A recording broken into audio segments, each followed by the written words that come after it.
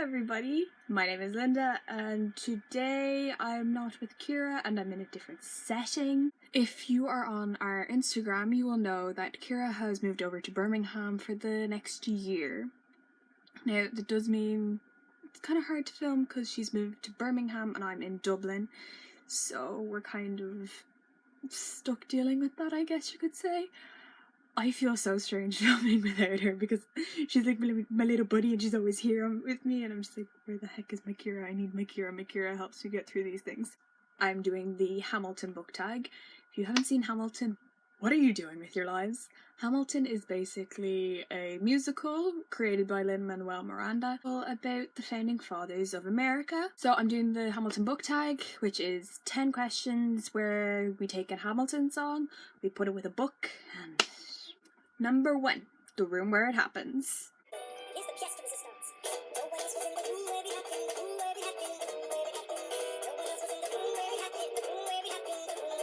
So the question is, a book world where you would put yourself in.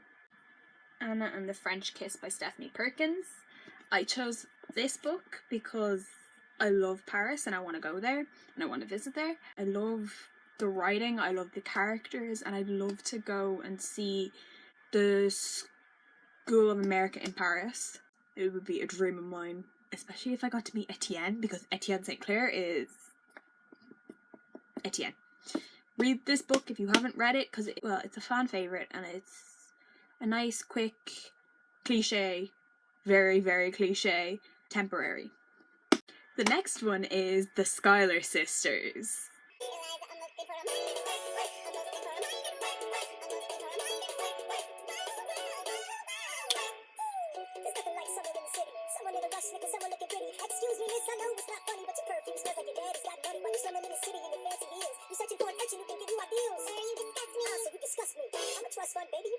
So the question to go along with this one is an underrated female character. In my opinion, she is slightly underrated because you don't hear that much about her, but I chose Juliette Ferrars from the Shatter Me trilogy by Tahira Mafi. Now, if you don't know what this book is, or what it's about, I would tell you, and then you must go and read it because it is one of my favourites and I love the writing style in it. If you ever get a chance to read it, do, because it's like written completely differently to how a normal book would be. So it's like she has repeated thoughts and she scratches them out in a journal, and it's basically her thought processes. So it is a beautiful book. Juliette is a girl, teenage girl. She has powers. These powers mean that no one can touch her because if they touch her, they will die. Now, I don't know about you, but that intrigued me straight away. She's so badass. She kicks butt all the time. She's an amazing protagonist. I love her. And I love the relationships she builds and the storytelling and the character building, because if you look at her at the beginning of Shatter Me and then look at her at the end of Ignite Me, there's been a complete change in character. So the next one is My Shot.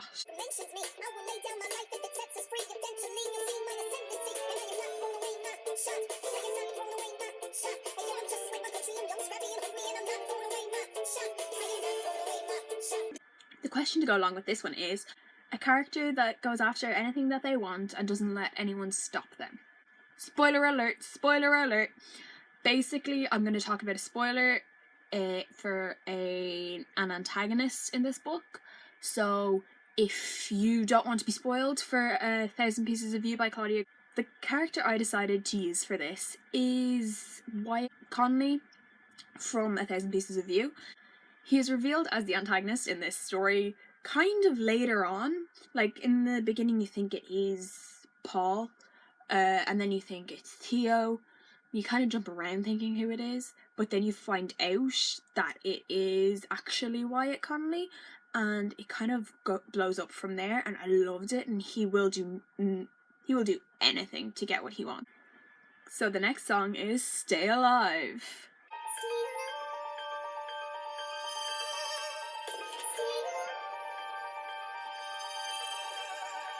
have never seen the general so despondent. I have taken over writing all his correspondence. Congress writes, George attacked the British forces. Ushered back, we have resorted to eating our horses. Local merchants deny us equipment, assistance. They only take British money, so sing a song of sixpence. Cavalry's not calling, but Sir Alex. For this one, I chose... Spoiler alert! This is hit home for me because every time I think about this question, or if I ever hear this question, I have one particular answer. So, person, you can probably guess, well, it's one or two people, but I've decided to pick this person because I loved them and they were my favourite character ever, and the person I wish was still alive is Finnick, because how would his baby ever grow up without him? And imagine he knew his father and his father was there, and I'm gonna start crying soon. I really wish he didn't die and he wasn't killed in the sewers with the mutts, but there's nothing we can do. I think most people will feel the same way about Finnick O'Dare as I do. I know Kira does.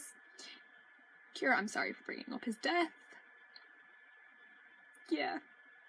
Finnick. I really wish Finnick was still alive. He would have been so funny at the end. He would have been great dealing with Katniss and Peeta's children, who we see in the epilogue of Mockingjay. And it would have been so cute to see how they were like still friends after everything that had happened. The next song is Bird, which is my second favourite song of this whole thing. My favourite one? Probably The Room Where It Happens.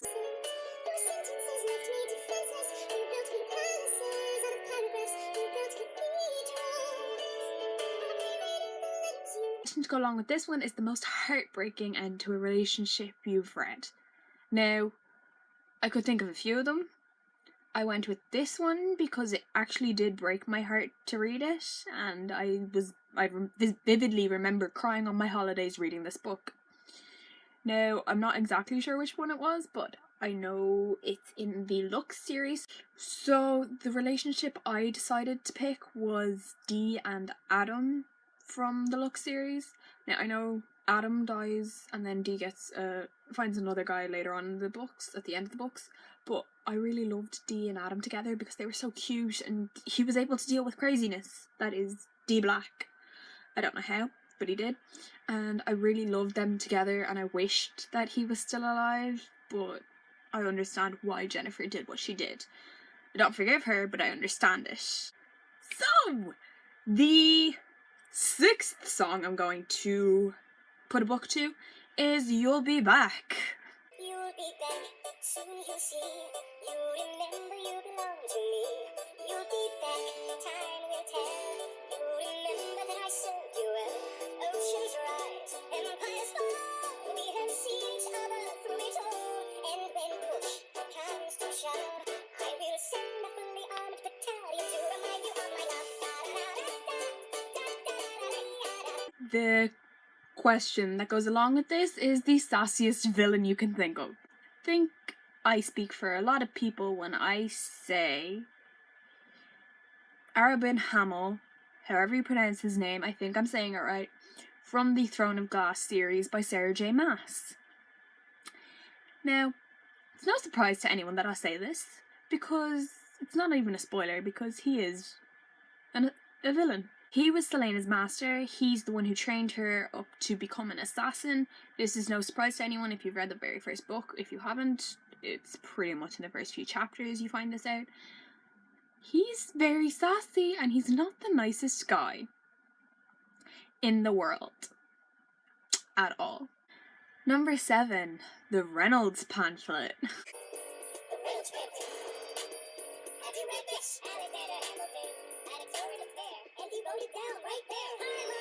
The question to go along with Reynolds Pamphlet is a book with a twist that you did not see coming. Spoiler alert for The Kiss of Deception. If you've read The Kiss of Deception, you know the big spoiler that's in that. Originally, when I first started out the book, I had it set in my mind that one of them was one of them and the other was the other. And I had it right, and then halfway through the book I was like, no, that can't be right. Then I flipped them around, and I got to the end of the book and I was like, I was right in the beginning. Should have trusted my gut instinct with that one. Let me know if you guys got shocked by that as well. non-stop. Why do you assume you're the smartest in the room? Why do you assume you're the smartest in the room? Doesn't that attitude make thee your doom? Why do you write like you're running out of time? Write day and night like you're running out of time. Every day you fight like you're running out of time. Keep on fighting in the meantime. So the question to go along with non-stop is a series you marathoned. I can answer this straight away, and it's the first thing that came to my head. It's none of the ones behind me that you can see. For this, I chose the Covenant series by Jennifer L. Armentrout. When I was starting off in the Covenant series, I had read the Lux series, loved it, finished it. I wanted to read more of her writing, so I picked up the Covenant series, not knowing exactly what it was about, just knowing that it was about demigods. And I fell in love with all of the characters. I loved their storylines, I loved the couples, I loved the relationships, I loved the world building. I fell in love with Greek mythology all over again, even after I'd read the first few Percy Jacksons. And it kind of just makes you want to keep reading and keep reading and keep reading. It's one of those kind of books where you can't put it down. That's why I marathoned the whole series. And I really did love it. So if you want a Greek myth demigod story that is not this one or this one, go for the Covenant series by Jennifer L. Armentrout. It starts off with Half-Blood. The next song is Satisfied.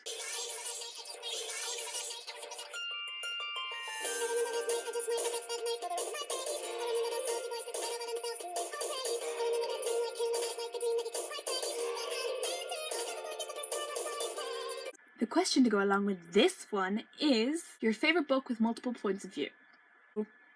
I chose a book series, but I do have a specific one that I do love. And the book series I chose is Throne of Glass by Sarah J. Maas. Yes, I've already spoken about it, and I love their villain in it, one of their villains in it. But I loved Queen of Shadows. I've just finished reading that. That was the last book I read, and I loved reading it. And I loved seeing Rowan's point of view, and Aelin's point of view, and Aedion's point of view. I'm on the fence about Manon. I'm not entirely sure if I like Manon and Elid's storylines. They're kind of for me, but I do love seeing the 13 and the Covens and seeing how they interact with each other. But I definitely love when it's Aelin, Rowan, and Aedion. The last song is Who Lives, Who Dies, Who Tells Your Story.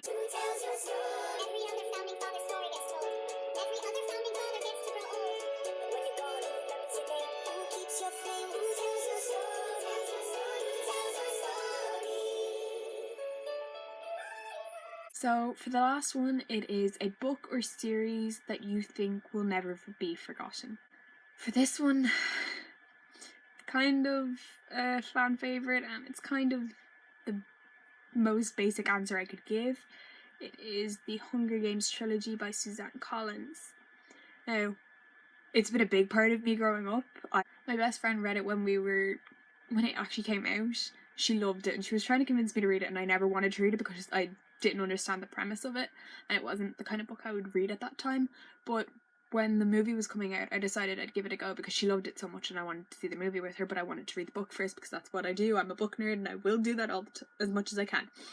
So when I did read it, I fell in love with it, and I loved it.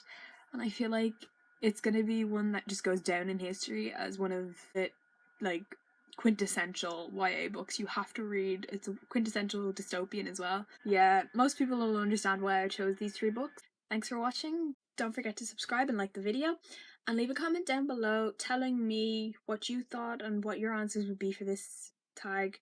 And if you've recorded the video, please put a link down below. I want to see it too. I'd love to see it. I'd love to see your guys' opinions on these things. See you soon with another video. Bye!